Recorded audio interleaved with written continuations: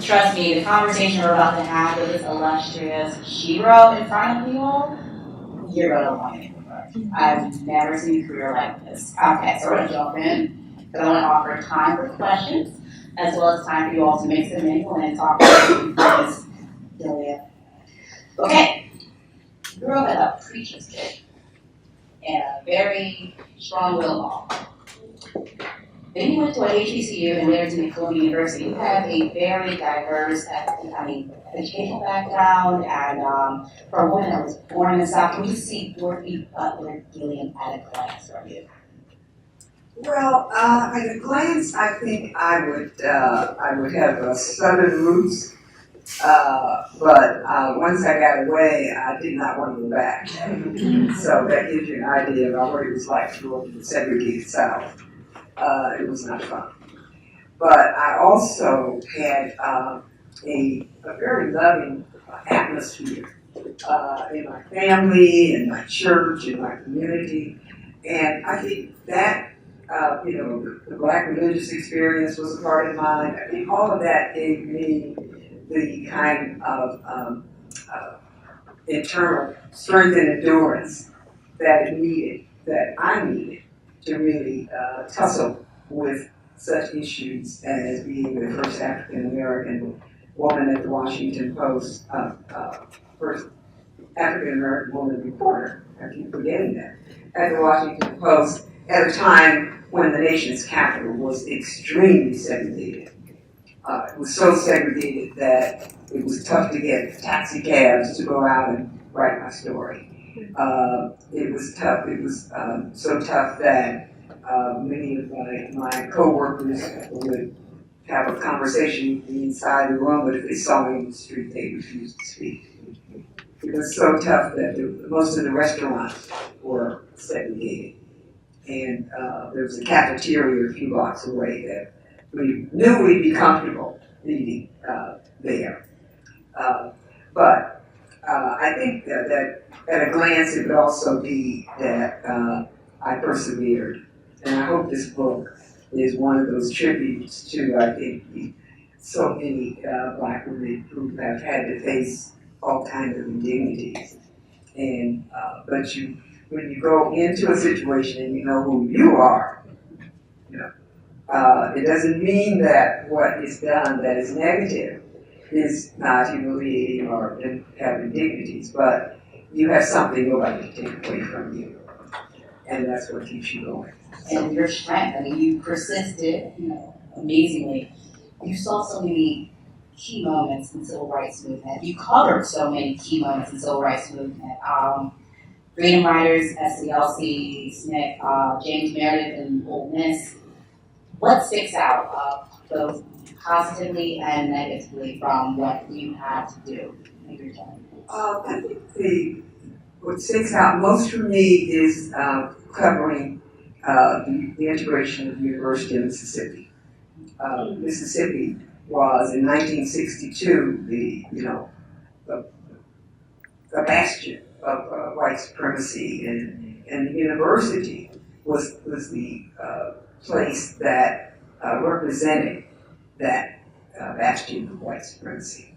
And this one brave man named James Meredith was determined and had the audacity to say, I am going to integrate that. He needed the whole federal government to help him, and the Post sent a lot of white reporters to cover the events on the campus, but I was asked to go once Meredith was actually in the university, because he had actually tried 4 times to get into it, and every time he was stopped by a state official. But I was assigned at that point to go and really look at the Black community and ask them how they were going to respond to this, incredible thing that had happened, that there had been a Black man to actually integrate the University of Mississippi. So that, I think, was the most memorable, right? And in part because I think I came away with a story that maybe white reporters wouldn't have gotten. Because the stereotype of Blacks at that time was that everybody was fearful and you know, if they were afraid to do anything, they were under great pressure. But what they said to me was, no, we are so proud, we are so hopeful that things are going to change, that this, you know, this burden that's been on us for, you know, centuries is going to be lifted now.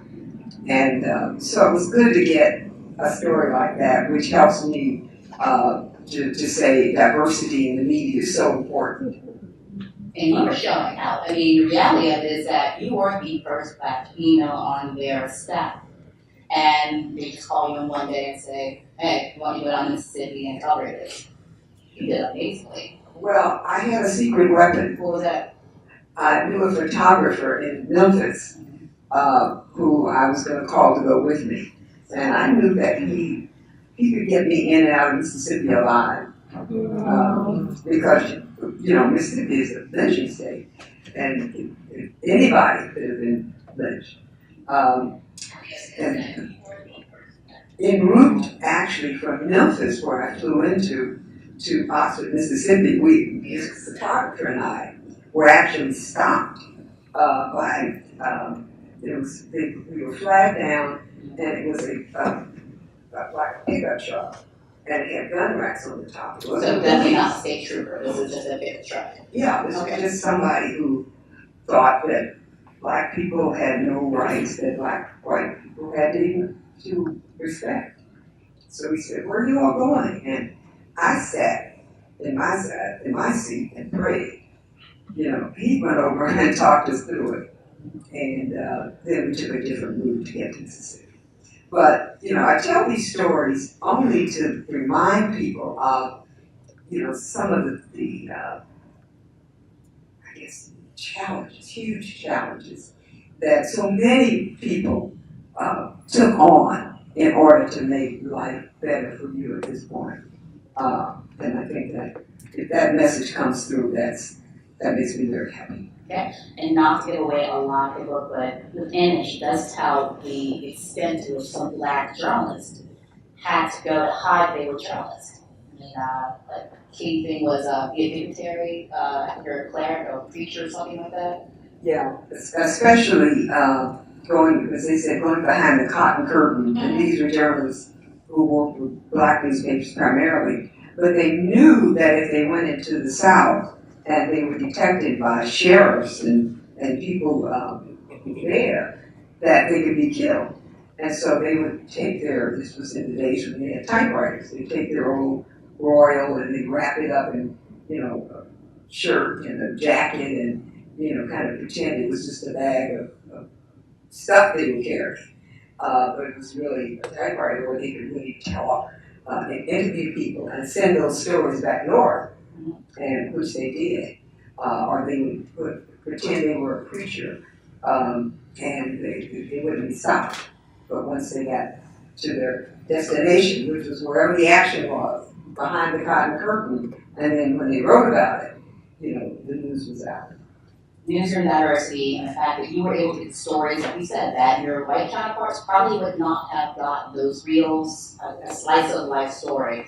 Do you see that kind of mimic today, where you have the Fergusons, the Baltimore, Freddie Gray situations, the absence of so many of us? How are those stories being told from your point of view?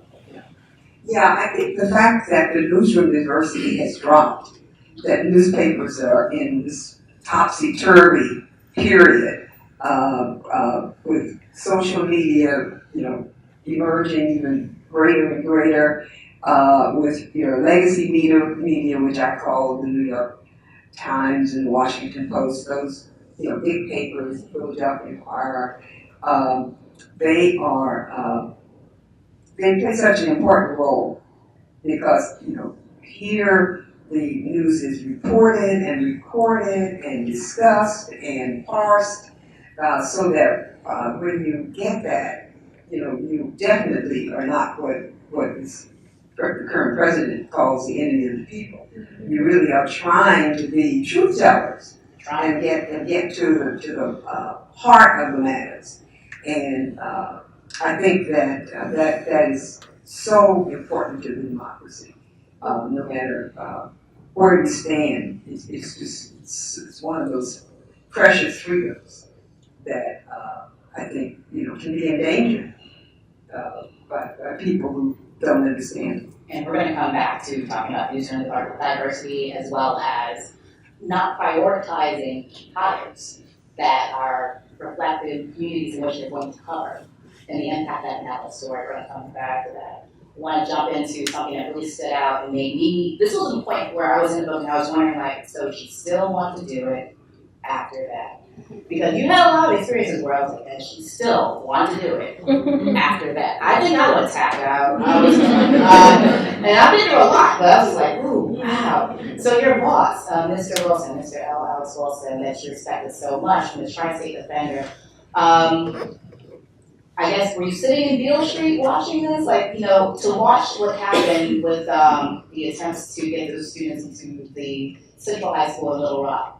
To see that happen to your boss, and I'll let you tell the story of what happened exactly, and to still want to be a journalist at that time, that kind of, I would tap out at that point. So please, if you can, share what you saw and also what made you say, and after that, I still want to do this.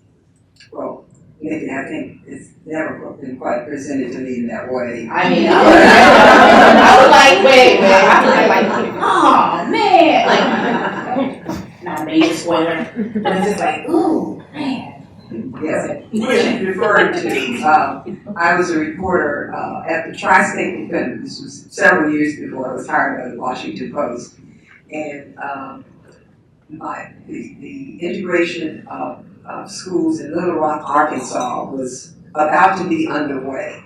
And they had handpicked 9 children to go into that school. My boss, his name was Alex Wilson, was a kind of a tall, gruff man. He's a veteran of some war. I'm not sure which one it was. In the 20, what do we know? So he said to me, he said, I'm going over to Little Rock to cover the story. You stay here in Memphis and cover stories here. You're like 20 years old at this point, right? Yeah. So, actually, when he decided that he was going and that I should stay, I didn't feel angry because he was right. I was a rookie. I didn't know what to expect. I didn't even know the issues. But the same day that he left, I was sitting in the office and I had this old black and white television on, and I saw my boss being beaten. He had been attacked by this mob of white parents outside the school.